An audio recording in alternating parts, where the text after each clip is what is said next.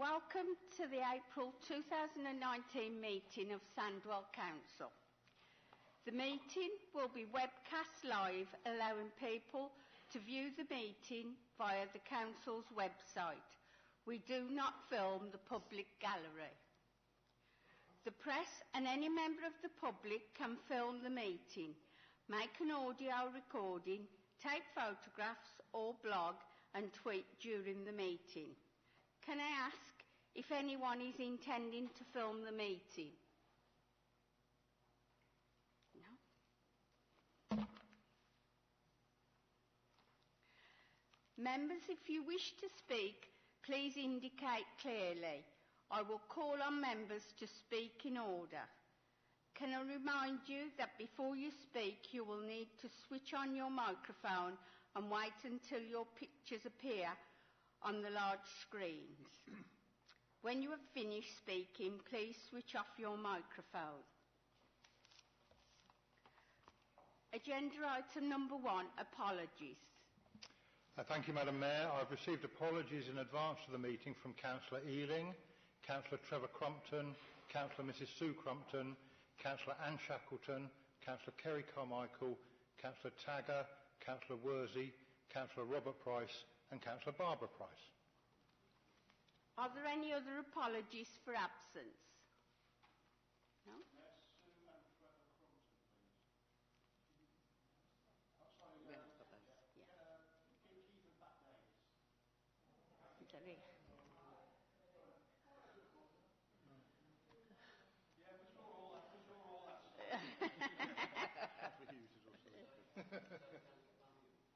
I didn't know.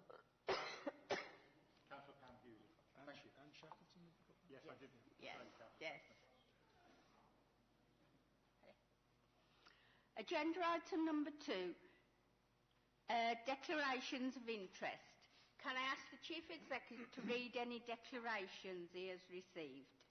Thank you, Madam Mayor. I've received declarations of interest from Councillor Hughes and Councillors Ian, Olwyn and Stephen Jones regarding the agenda item number 7 concerning Londonderry Lane playing field. Thank you. Does any member have any other declarations they need to declare? No? Agenda item number 3, minutes of previous meeting. The minutes of the meeting of Council held on the 5th of March 2019 are before you for confirmation as a correct record. Are the minutes agreed?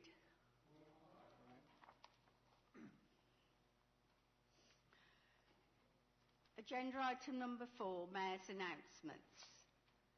On Friday, 15th of March 2019, 2 consecutive terrorist attacks at mosques in Christchurch, New Zealand, resulted in the deaths of 50 men, women and children.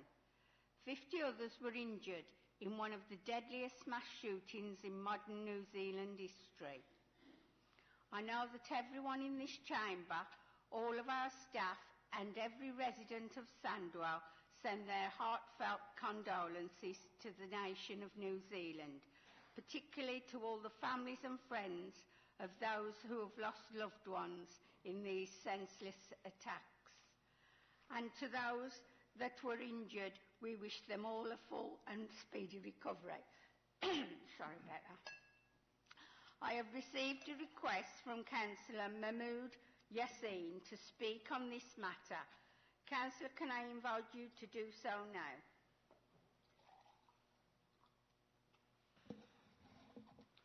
Thank you very much, Mayor. This is a statement, a thank you statement from all the faiths, groups and communities of Sandwell.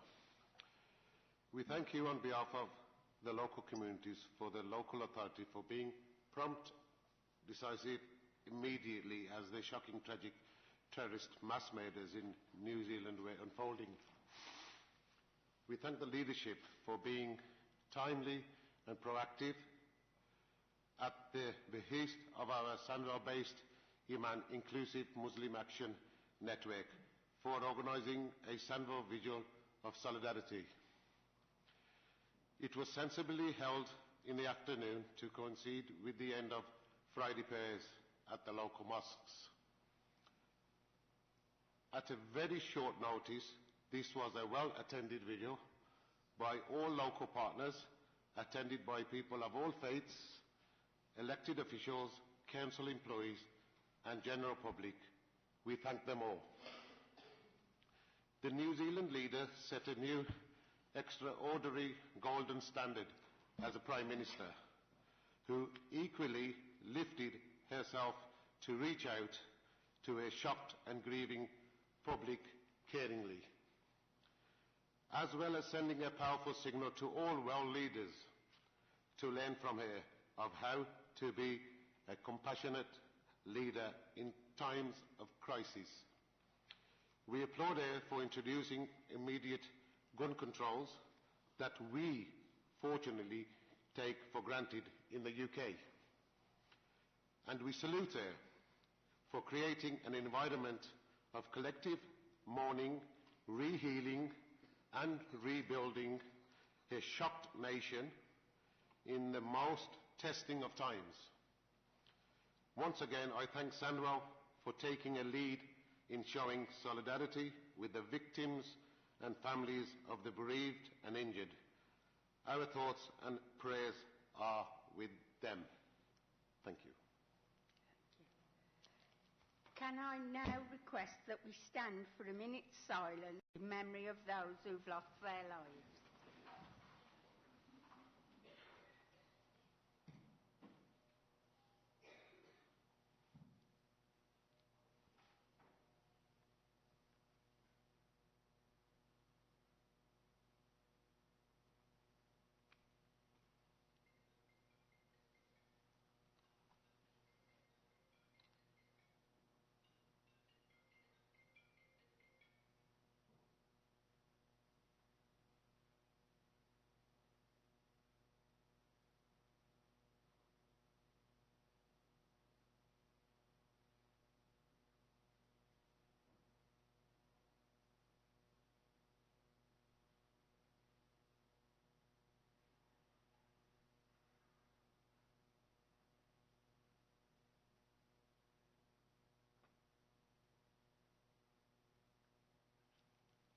Okay, thank you very much.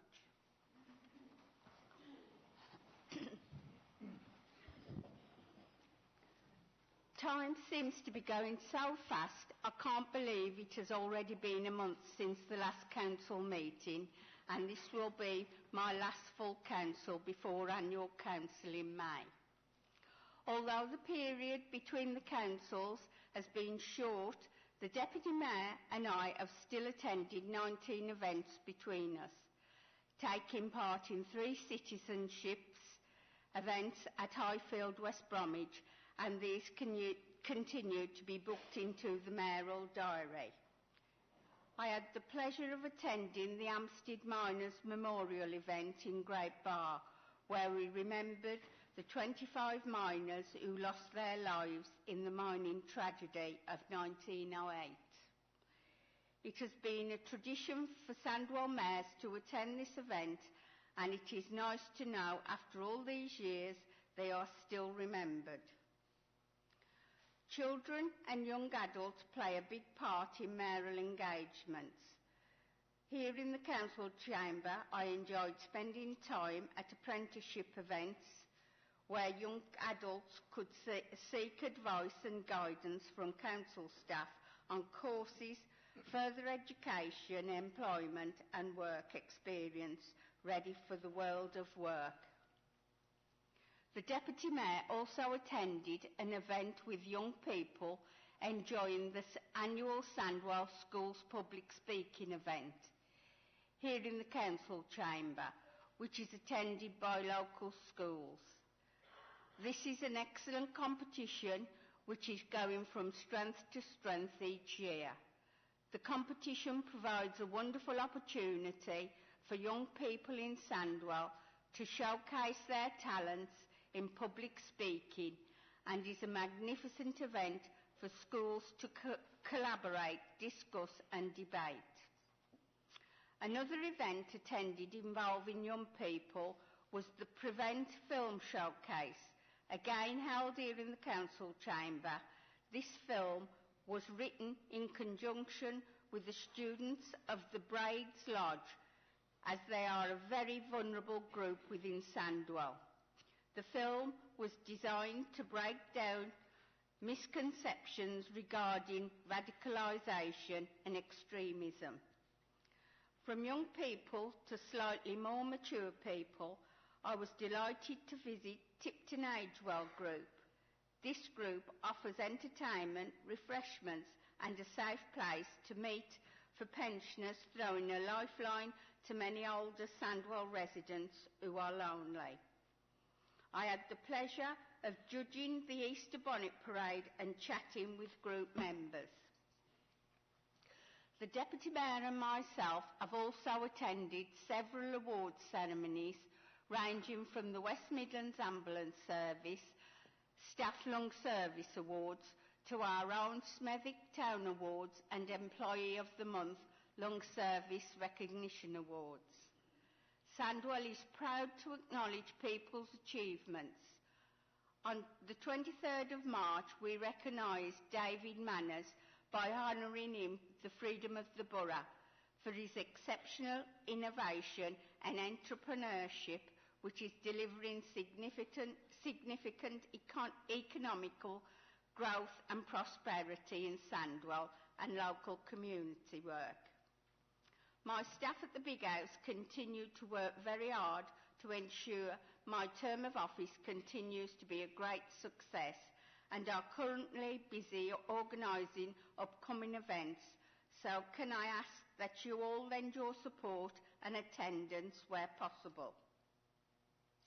Could I say a big thank you to all you councillors that have brought Easter eggs along to today's council meeting. As you all know, we have around 900 children in our care and we are their corporate parents, and so it's great to see that we are going to be able to give them Easter eggs, just as we might for our own children or grandchildren. The eggs will be given to children by their social workers in Sandwell Children's Trust. Can I also say I've been informed today by Councillor Lewis that his granddaughter is the manager at Morrison's at Walsall, and she has today donated 50 Easter eggs to the campaign. Thank you.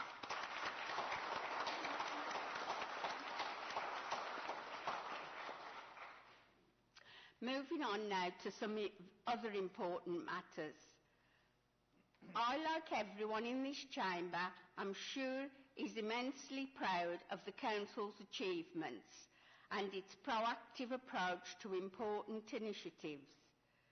To this end, the Council has agreed to sign up to 3 charters: the Apprenticeship Charter, the Domestic Abuse Charter and the Construction Charter. With regards to the Apprenticeship Charter, you will all be aware that Sandwell Council has an excellent track record of recruiting, managing and retaining apprentices. We recognise the value in retaining knowledge and skills wherever possible, and the considerable investment that is made by apprenticeship programmes. Apprentices are a key part of the Council's future talent strategy. I call upon the Leader of the Council to say a few words about the Apprenticeship Charter before I ask him and Tony Barnsley of Unison, who will be signing the Charter on behalf of all trade unions. Thank you, Madam Mayor. Tony, do you want to join me? Council, I'm very pleased that the Council and the joint trade unions have been working together an initiative began essentially with Unison to create an apprenticeship charter for Sandwell. There are other apprenticeship charters across the country. This is one that we particularly worked on to make specific to our requirements and our needs and to meet all of the challenges and key principles that have been suggested in the conversations we've had. The Charter outlines how we will manage, support, develop, train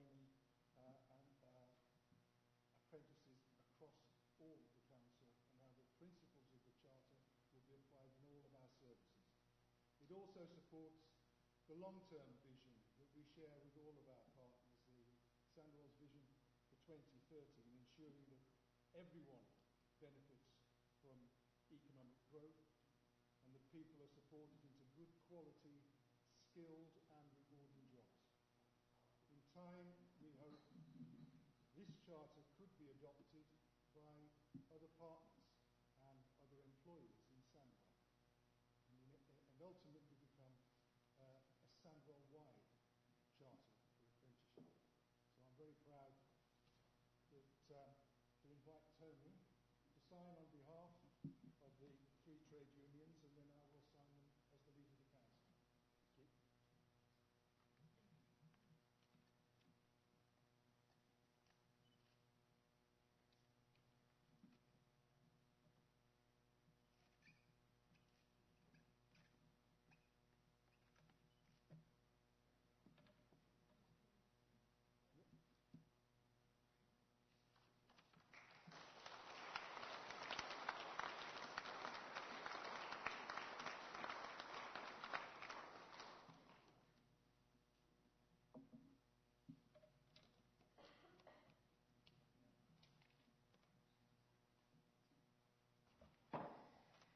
The second charter is Domestic Abuse Charter. I think that we can all agree that domestic abuse has been a devastating impact on individuals and their families. Being a good employer not only means supporting employees at work, but also offering support during difficult periods in their lives. I again call upon the Leader of the Council to say a few words about Domestic Abuse Charter before I ask him and Sarah James of the GMB Union, who will be signing the charter on behalf of all three trade unions. Thank you, Madam Mayor. Again, I'm very grateful to our trade union colleagues for their assistance in helping us to create this charter, which expresses Sandwell Council's commitment to ensuring that support is always available to employees who are victims of and survivors of domestic abuse. The Charter outlines a number of ways that Sandwell pledges to support employees who are experiencing domestic abuse. We will ensure that they receive comprehensive information on what support is available. We'll help to ensure that their careers are not damaged or adversely affected by being the victims of domestic abuse, and we'll work with our partners and with all appropriate agencies to provide the very best possible supportive arrangements for those who need help. Signing this charter, I think, is a clear demonstration to those employees who are experiencing domestic abuse of the determination and commitment of this council and of all three of our trade unions, that we stand with them in their time of need. Sarah, would you like to?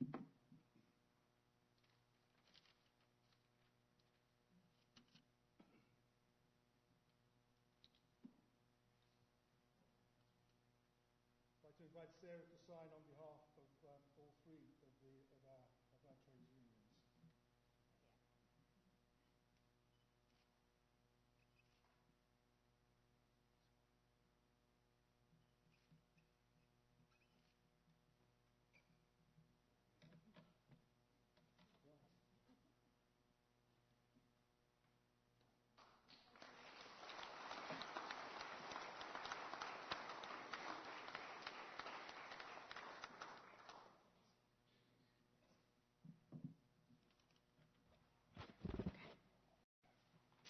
The final charter is the Construction Charter.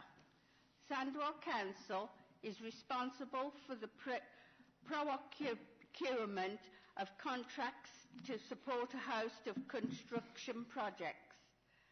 As a result of this, I am pleased to announce that Sandwell Council and its trade unions have developed and agreed a construction charter that outlines how the Council promotes and encourages its contractors and their supply chains to operate.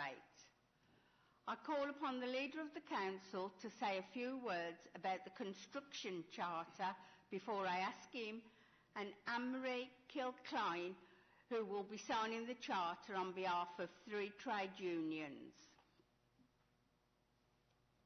Thank you, Madam Mayor. This is an important charter in that it relates to very substantial expenditures made by public bodies and certainly by this council in the procurement of construction work. And it reinforces the council's commitment to ensuring the highest standards in respect of health and safety, standards of work, training and terms of employment for those who work on behalf of the council through our providers, our contractors.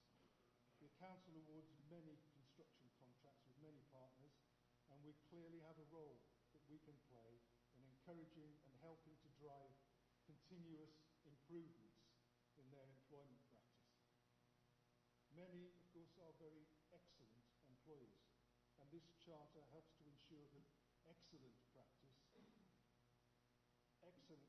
are embedded with all the council partners and our contractors. The charter it's not about identifying failings, it's about celebrating, promoting and encouraging our contractors and partners to build on and to pass on good practice in relation to health and safety, standards of work, training and terms and conditions of employment. And Anne-Marie would like to join me and jointly sign the charter.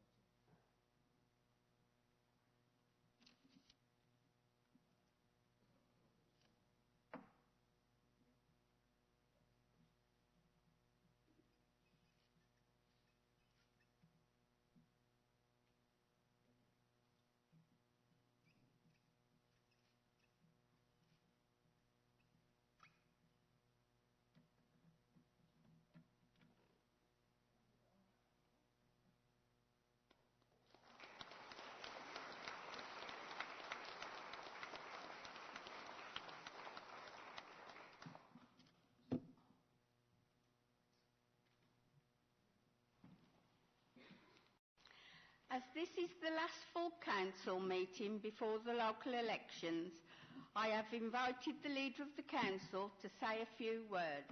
Councillor Trow. Thank you again, Madam Mayor. And thank you for the opportunity just to say a few words in the usual way about retiring councillors who will be standing down in May.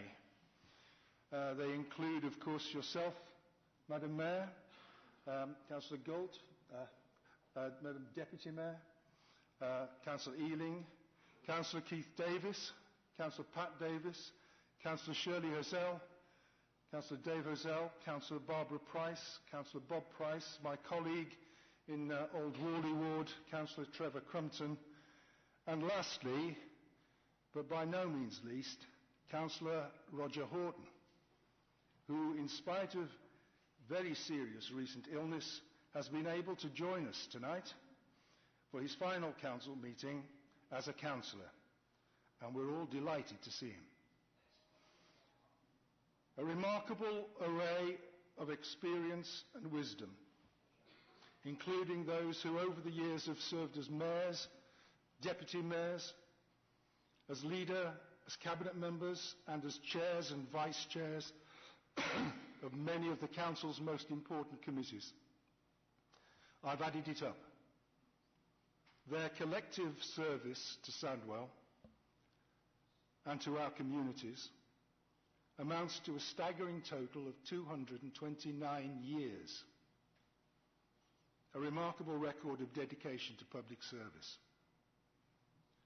But we must, in particular, I think, mark the contribution of Councillor Roger Horton as Sandwell's longest-serving councillor.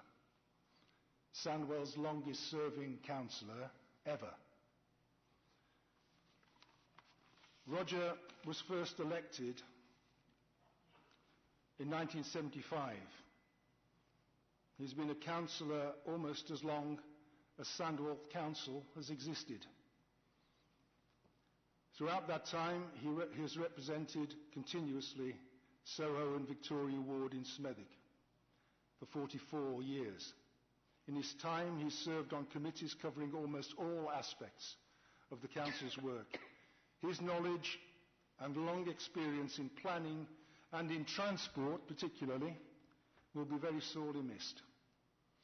In the community, Roger has supported and championed many, many local community organisations over the years and has served as a governor of, I think, just about every school in Smethwick. On behalf of all members of the Council, of our staff and of the wards and local communities that these retiring councillors have served for so long, I wish to thank them all and to wish them the very best of good fortune and good health for the future. Thank you.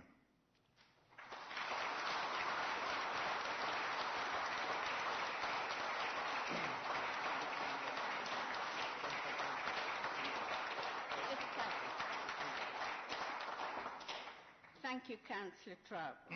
May I also take this opportunity to thank...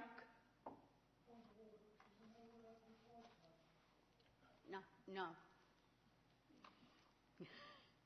Sorry. May I also take this opportunity to thank those members who are not standing in May elections for their service to Sandwell, and I wish them all the very best for the future. Can I also say, I've been asked to say that one of our Sergeant-at-Arms, George Murray, will be retiring on the 26th of April. There is a card in the members' services if you'd like to go in and sign it. Thank you. Agenda item number 5, petitions. This is the opportunity for any member of the Council to submit a petition of a strategic nature to the Council. Okay. Madam Mayor, I haven't been notified of any petitions in advance of the meeting. Does any member have a petition which raises strategic policy issues or which are of borough-wide significance that they wish to submit to the Council?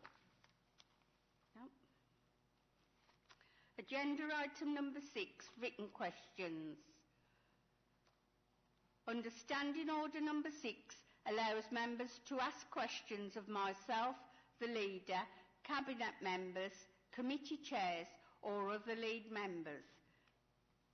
Madam Mayor, I've not received any questions in advance of the meeting. Agenda item number 7, proposals to depart from the local development. The Planning Committee... Madam Mayor, if we could just pause for a moment while those who've declared an interest leave the chamber. Oh, sorry. Thank you, Madam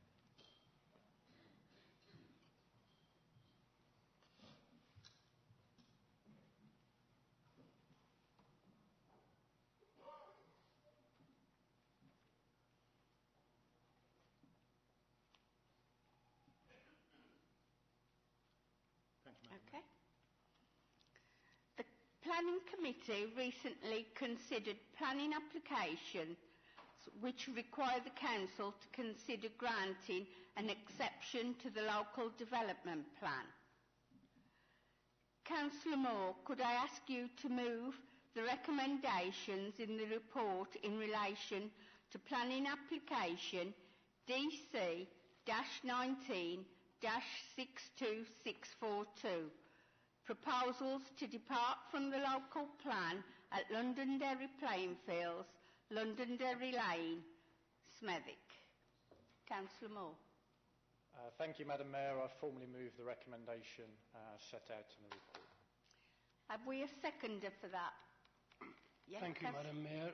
I would like to second that proposal. Thank you. Councillor Moore, you have up to 10 minutes to speak to the report and recommendations. Thank you, Madam Mayor. The planning application is for the construction of a £62.5 million leisure centre, which will provide a much-needed state-of-the-art leisure facility for the Smethwick area and for Sandwell residents. Prior to the opening of the facility to the public, the centre will first be used to host the aquatics event for the Commonwealth Games in 2022.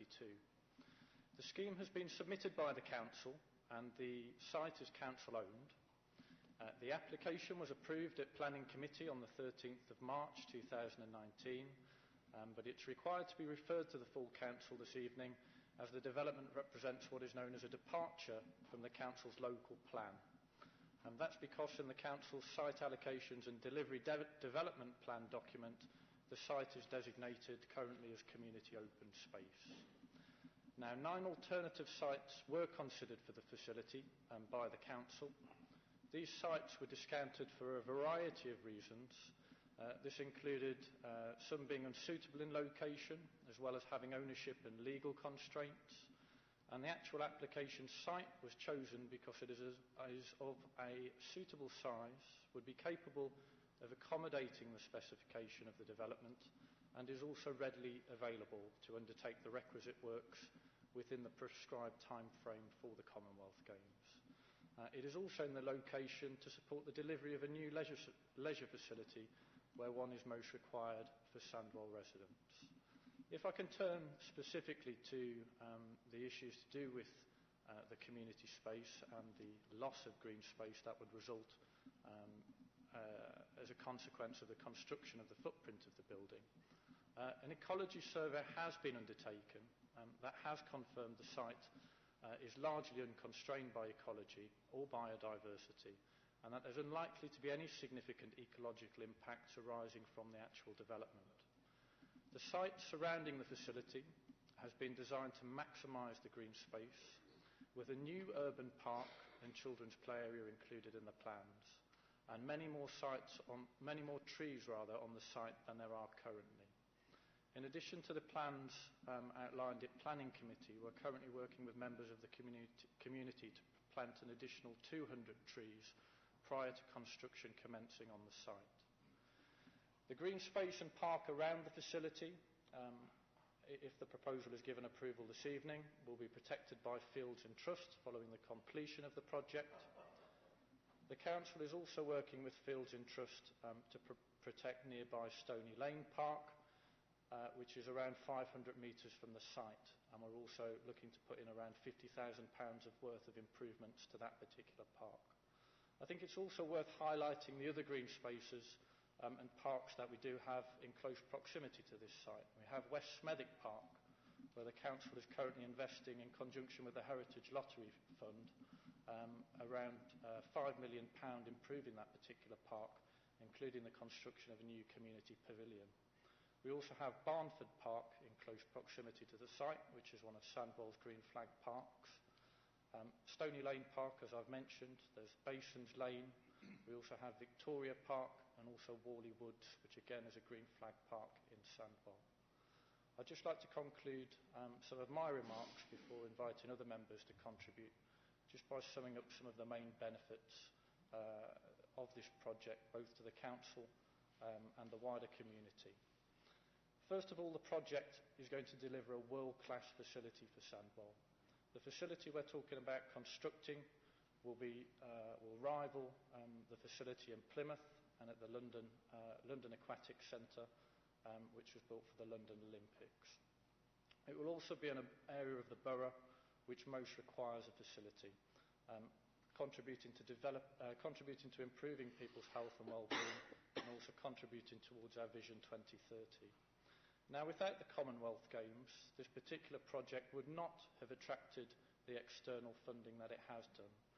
We've been successful in attracting £5 million from the Black Country Local Enterprise Partnership, £2 million of external funding from Sport England, £32.6 million from government through the Department for Culture and Media and Sport. If this facility is not approved tonight and the departure from the plan is not approved, that funding will be lost. There won't be any more funding forthcoming. The project as well, around 70% of the project budget will be spent within a 25-mile radius of the site, generating new job and apprenticeship opportunities. Indeed, work has already started on engaging and supporting local businesses to be able to bid for contracts in relation to the project. And I think we need to also look at actually the kudos of being the host for the Commonwealth Games for the aquatics events. We are going to generate additional tourism and visitors from Sandwell from all across the country and indeed the Commonwealth to the borough as a result of this. The project is also going to put Sandwell on the map, and I think we can't underestimate how a project of this nature will actually enhance our reputation for getting things done. I think I'd like to conclude as well by drawing on the legacy benefits that will result from a facility of this nature. This is a once-in-a-lifetime opportunity for the Council to be part of the Commonwealth Games. Opportunities like this are very, very rare. I can't think of a more exciting opportunity that's come the Council's way since the Council was formed from the merger of the old town councils. I would highly commend the report to members. This is the final stage of a very long process and a number of reports that have been brought to the Council. And I hope all members of the Council will see to give it their support. Thank you. I now open this matter for debate. Councillor Orton. Thank you, Madam Mayor. I will be absolutely honest and open to this meeting this evening. I am in two minds about this centre. Although I believe that the new centre would be an asset to Smethwick and Sandwell residents and our children and grandchildren into the future, I have grave concerns over the site for the project and the initial detrimental impact for the residents now around the site and the construction and into the future. There are questions that I believe still haven't been answered, and perhaps we can get answers here this evening. I have been lobbied by residents around there on numerous occasions, including on the bus to go shopping. Within the report on page 43, 3.4, it does state that this site could also become operational without compromise to the vitality and viability of existing centres in the borough. I was told originally, and I have to say at the behest of the previous leader, the three members of Smethwick Ward were invited to sit on the steering committee. Unfortunately, due to personal circumstances, I've only been able to attend one meeting, but I have kept up with what was going on. But we were told when a report was done about leisure centres that in order to facilitate this centre, Thimble Mill Baths and Langley Baths would close after the construction due to ongoing issues about the financial viability of those centres. That question still hasn't been answered. Page 51, paragraph 4. Transport assessment and highway improvements could, it says, lessen concerns over highway impact. We were told at consultation meetings and originally at the steering group meeting that highways improvement would be in place before the work on the site begins. That is, improvements to Queen's Head Junction, which is an absolute nightmare for anybody that visits that site at the moment, and possible improvements to Manor Road / Londonderry Lane Junction. I've seen no sign of them yet, although I live in that close proximity to that area. Paragraph 5. Impact during the Games will be for a temporary period. I'm sure we're all delighted to hear that. What about the residents parking around the site? We already have problems with an estate bus accessing Francis Road and Shakespeare Road when there are cars parked by the residents outside of the houses, their own homes. It would be a nightmare for the bus service and the residents during that temporary period, with extra parking taking place around the facility. Paragraph 8, air quality. Again, this refers to public parking being sited away from the site. Where is the parking going to be? I reiterate, I do believe that this is something that we need and want in Sandwell. And to have it in Smethwick is icing on the cake. But, as I said, I repeat that I do have some issues about whether or not we agree this departure because of the impact on residents. And I will say at this point, Madam Mayor, that I will be abstaining when the vote is taken. Thank you for your time. Is there anyone else who would like to speak? Councillor Melia. Thank you, Madam Mayor. Members, Members of disability organisations welcome wholeheartedly the inception of yet another modern and up-to-date aquatic centre, or as we call them in the Black Country, baths, that caters for all abilities. I personally have forwarded thank you letters from members of the British Polio Fellowship for the excellent facilities and most helpful staff at the West Bromwich baths. I'm sure I will be, as others, will be receiving thanks for the Albury Aquatic Centre when the Commonwealth Games organisations have finished with it. And the Disabilities Games, remember, follow that Games. Then it will be open to all. And if we've got the free facilities that we've got in the borough now, Madam Mayor, I'm sure it really will be most welcome facility for the borough of Sandwell. Thank you. Councillor Adley. Thank you, Madam Mayor. I'd like to ask Councillor Moore, is there any football teams that use Londonderry playing fields? And if so, have you made provisions to relocate if this goes through? Thank you. Councillor Saunders. Thank you, Madam Mayor. Madam Mayor, I fully endorse these proposals with the excitement of opportunities for the local communities, as has been already mentioned tonight. But it does require a loss, a regrettable loss, of local open green space.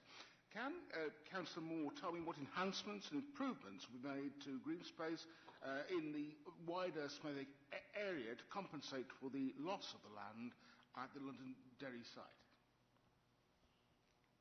Anyone else like to speak?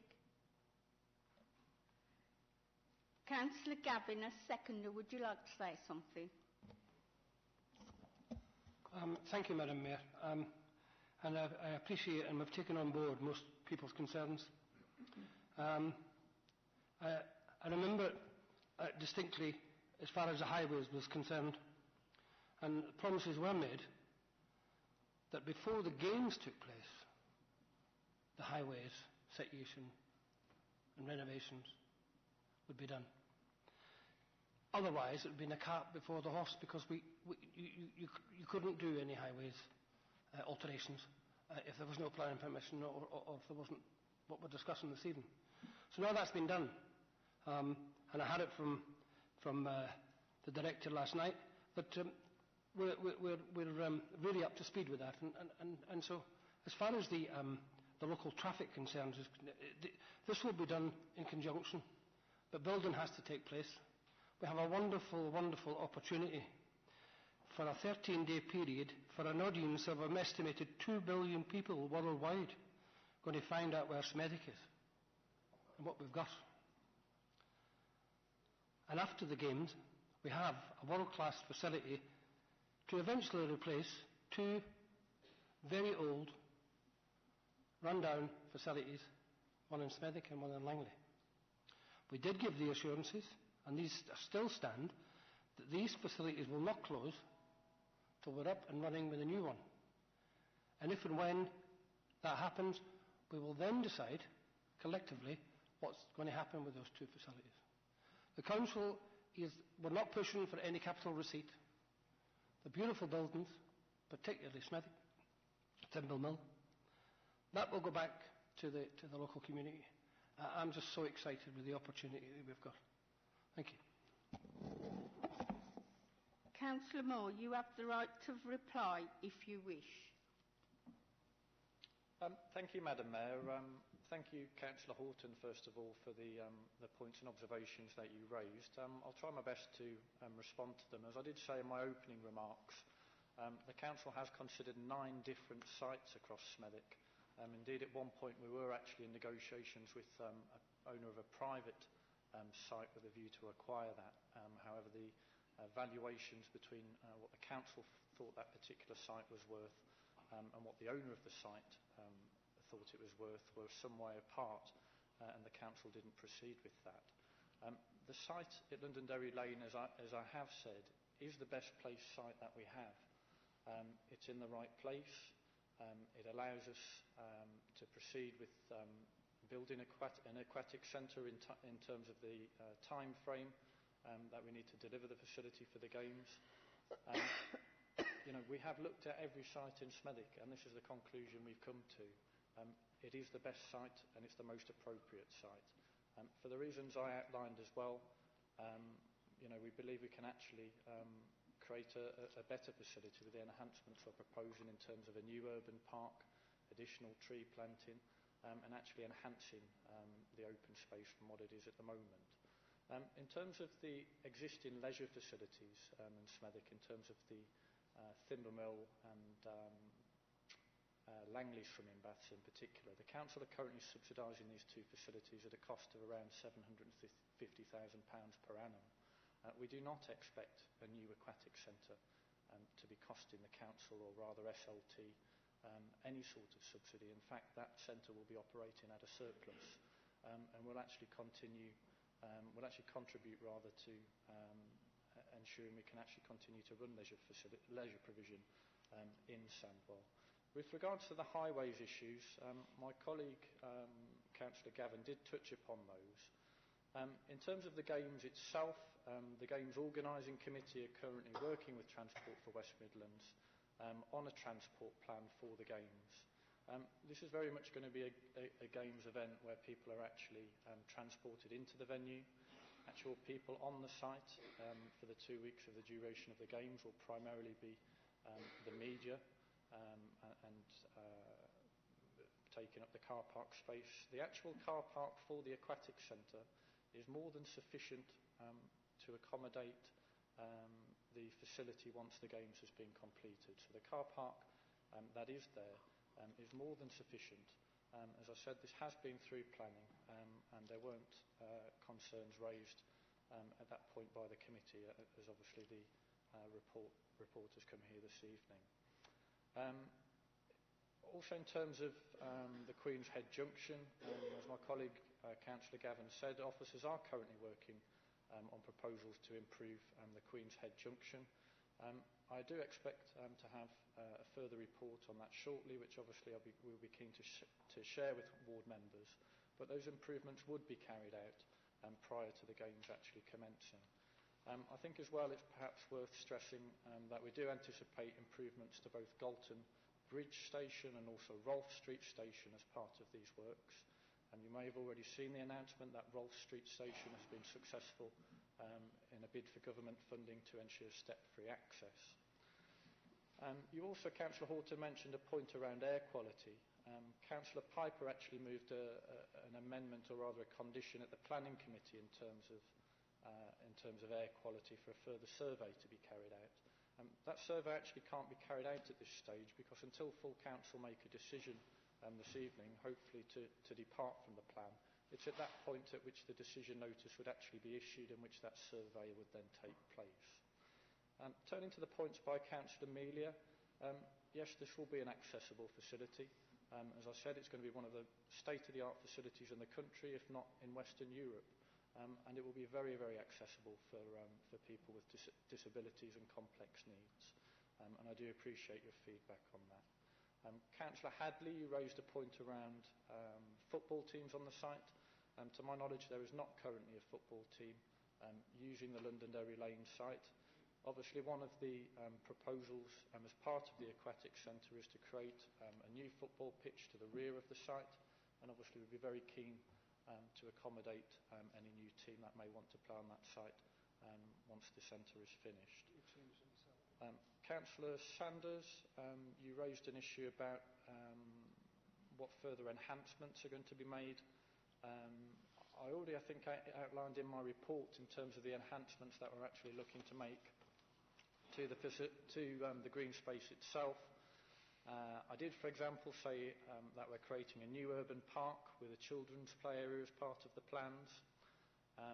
The facility has also been designed to maximise the green space remaining around the site.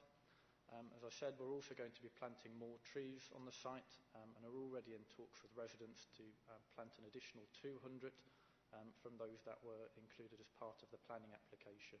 I did also draw on the improvements that are being made to West Smethwick Park, to Stony Lane Park, also sometimes known as Smethwick Hall Park, in the speech and the contribution that I gave.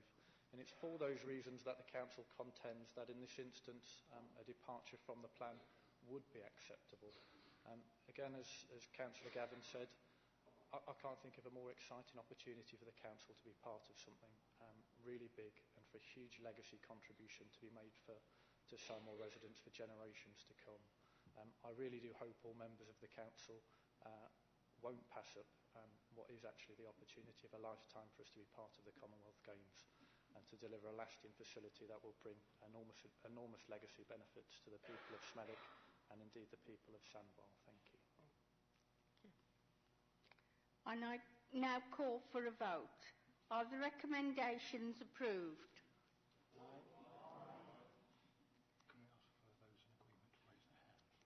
Can you raise your hands if you're in agreement? Yeah.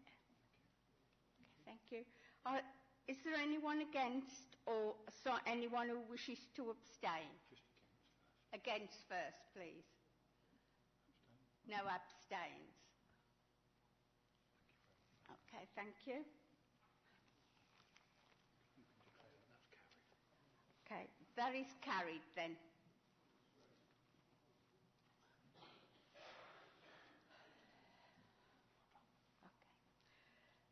Councillor Moore, could I ask... Madam Mayor, one moment. We have some colleagues to invite back into the room. Oh, sorry. Sorry, left them. Leave them out. Sorry about that.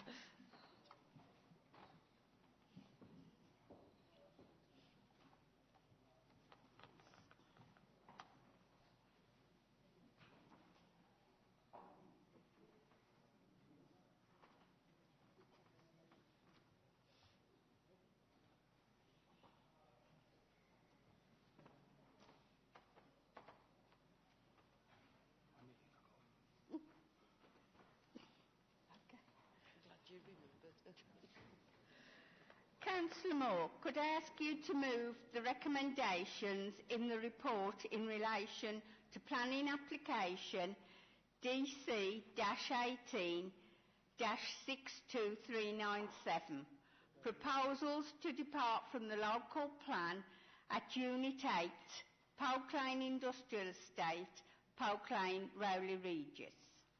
Councillor Moore. Thank you, Madam Mayor. I formally move the recommendations as set out in the report. Is there a seconder for this?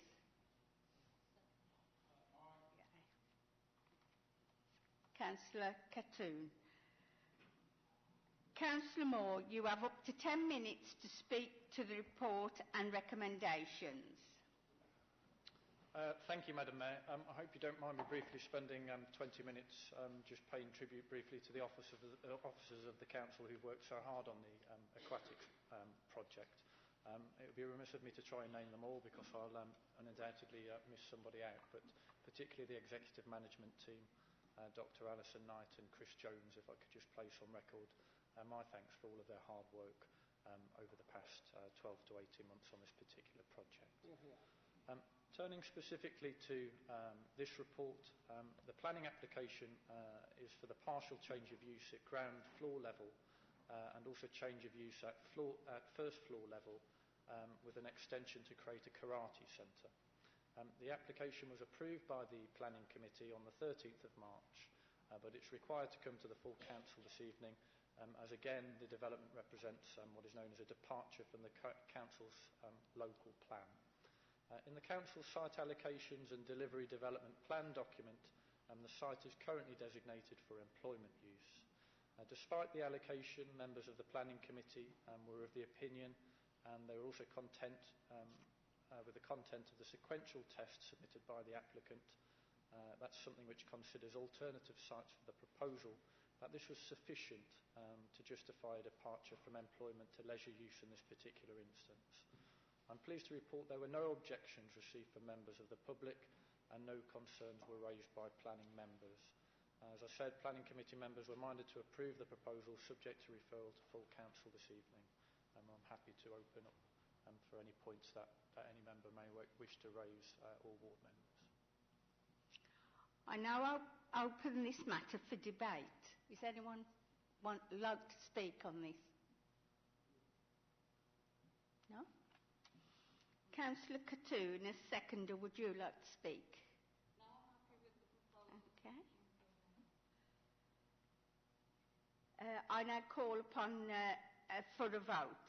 Are the recommendations approved? Can we have a show of hands?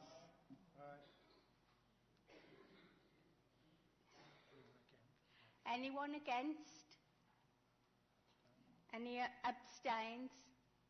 No. Okay, thank you. That's carried. Councillor Moore, could I ask you to move the recommendations in the report in relation to planning application DC-18-62516, proposals to depart from the local plan at 7 Stars Road, Albury? Councillor Moore. Thank you, Madam Mayor. Hopefully for the last time of this evening, I'll formally move the recommendations. Have we a seconder for this? Councillor Gavin. Councillor Moore, you now have 10 minutes to speak on this report and recommendations. Thank you, Madam Mayor. The planning application in respect of 7 Stars Road relates to the construction of an industrial warehouse development with ancillary office space. The application was approved at the Planning Committee again on the 13th of March, but again is required to be referred to the full Council this evening, as the development represents what is known as a departure from the Council's local plan. In the Council's site allocations and delivery development plan document, the site is currently designated for housing. Despite the allocation, it's felt the development can be justified, and that Sandwell in the because Sandwell in the West Midlands has a shortfall in employment land. Furthermore, the likelihood of residential development actually coming forward on this site is deemed unlikely due to viability issues, adjoining industrial uses, and also the elevated section of the motorway. Again, as per the last application, there were no actual objections from members of the public in relation to this, and nor were concerns raised by members of the Planning Committee. Members of the committee were minded to approve the proposal subject to referral to the full Council this evening. However, it's now up to the full Council to agree whether to depart from the plan. Again, I'm happy to open it up for debate and for any points that members or ward members may wish to raise. I now open this matter up for debate. Would anyone like to speak? No? Councillor Gavin, as seconder, would you like to speak on this? No? No? Okay, then we'll move to a vote. Are the recommendations approved? Any show hands? Anyone against? Any abstentions? No? Okay, that's moved then. Agenda item number 8, annual report of the Ethical Standards and Member Development Committee for 2018-19. Can I invite Councillor Lewis to present the annual report of Ethical Standards and Member Development Committee for 2018-19? Thank you, Madam Mayor. I am pleased to present the annual report of the Ethical Standards and Members Development Committee. This year, the committee has reviewed the approach to member development, and the revised member development programme has been designed to assist members to lead their own development and ensure that they acquire the requisite knowledge, experience and skills to succeed in their various council roles. I would take this opportunity to emphasise to all members the importance of attending training that is offered, more so to newly elected council members. These sessions are essential to your understanding of the Code of Conduct and are also a useful discussion forum for members about ethical issues. This training is mandatory for all members every 2 years, and also members must also pay particular attention to their disclosable interests. Finally, Madam Mayor, I would like to thank all members of the Ethical Standards and Member Development Committee, the independent person, for their attendance and contributions during the past year. the monitoring officer, deputy monitoring officer, and all staff who have provided good support throughout the year. Thank you for that, Madam Mayor. I'll take any questions or comments. Thank you. Are there any questions? Councillor Ozell. Thank you, Madam Mayor.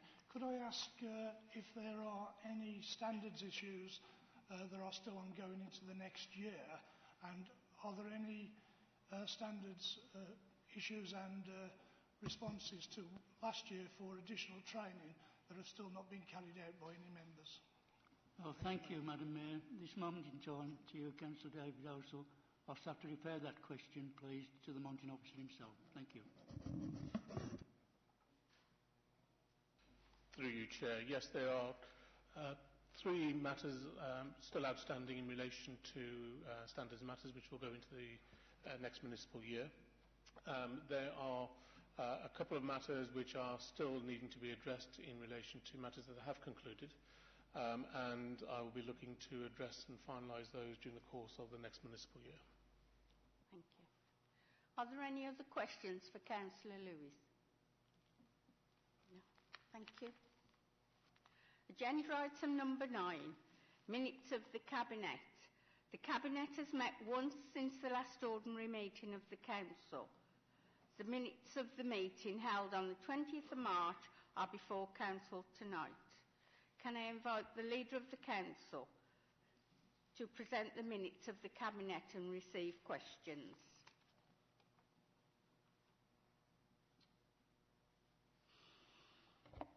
Thank you, Madam Mayor. Yes, I would formally move the minutes of the Cabinet from the 20th of March 2019. There are no matters to be referred to full Council arising from those minutes.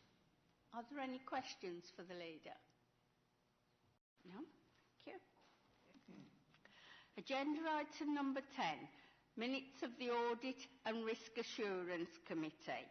Can I invite Councillor Priest to present the minutes of the Audit and Risk Assurance Committee meeting held on the 21st of March 2019? Thank you, Madam Mayor. I move the minutes of the Audit and Risk Assurance Committee held on the 21st of March 2019.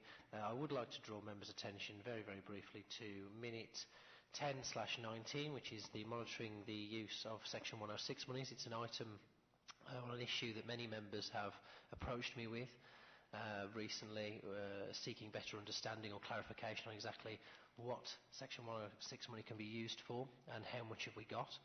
I will be circulating the report that was presented to committee to all members for their information, but contained within the recommendations you will notice that a report on Section 106 monies will now be delivered to you at your quarterly members' meetings alongside your local budgetary report, so you'll have a better idea of exactly how much money exactly how much money is available for each town. And with that, I move the minutes and take any questions, Madam Mayor. Are there any questions for Councillor Priest? No? Okay. Agenda item number 11, minutes of the Ethical Standards and Member Development Committee. Can I invite Councillor Lewis to present the minutes of the Ethical Standards and Member Development Committee held on the 19th of March? Thank you, Madam Mayor. I move the minutes of the Ethical Standards and Member Development Committee, which was held on Friday, the 19th of March, and will take any questions. Thank you. Are there any questions? No? That is the end of the business for tonight, ladies and gentlemen. And as this is my last full council, I would just like to wish everyone who's up for election this year all the very best of luck. Thank you.